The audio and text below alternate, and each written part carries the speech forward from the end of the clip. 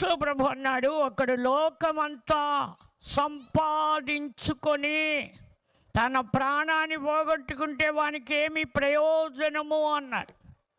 ప్రయోజనము లేని దాని కొరకై ప్రాణాలు పోగొట్టుకునే వారం కాక దావీదు అంటాడు, నా ప్రాణమా యెహోవాను సన్నుతించుము, నా అంతరంగమందున్న సమస్తము ఆయన పరిశుద్ధ నామమును సన్నుతించుము.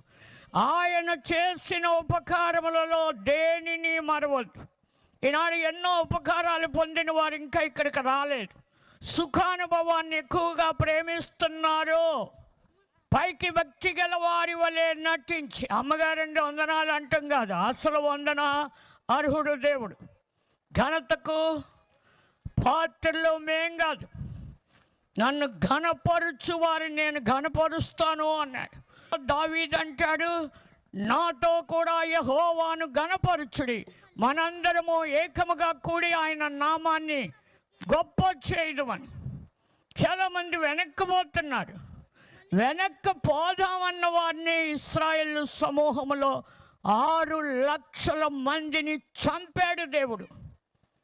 బుద్ధి జ్ఞానము లేని కంచర గాడిదలుగా ఎవ్వరూ ఉండకుండా